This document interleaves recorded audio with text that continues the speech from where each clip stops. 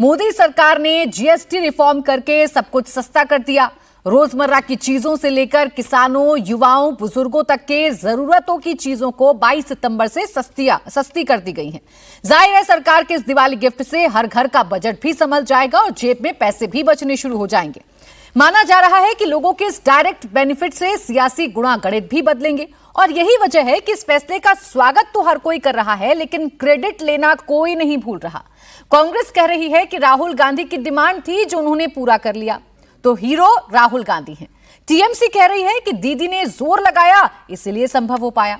अब सवाल है कि इस क्रेडिट रेस का मकसद क्या है। सवाल है कि एक और हथियार छिन जाने के बाद विपक्ष के सामने क्या मुद्दे बचते हैं। आज इसी पर हम करेंगे मुकाबला, लेकिन पहले आपको सुनवाते हैं कुछ अहम बयान।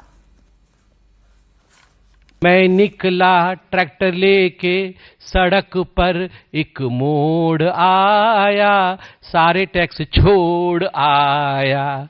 सारे टैक्स में उस मोड़ पे छोड़ आया। 75 साल से ट्रैक्टर लेके हमारा किसान निकला था, मगर अब एक मोड़ ऐसा आया है जहां वो सारे टैक्स छोड़ आया। गांव में जब किसान को लगता है मेरी ट्रैक्टर सस्ती हो गई है, जब घर में बच्चे को लगता है मेरी साइकिल अब आ जाएगी, और सबसे बड़ी बात है मिडिल क्लास फैमिली को जब लगता है छोटे कार और मोटरसाइकिल ये सस्ते हो गए हैं, तो उनके जीवन में कितनी बड़ी खुशी आती है। ये हमारी आम जिंदगी को बदलता है।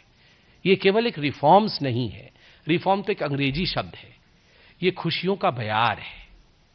ये एक बहुत बड़ी चेंज है। और मुझे लगता है जिन लोगों को ये असंभव लगता था कि कभी हम जीएसटी ला पाएंगे, उनके लिए भी ये सोचने का विषय है।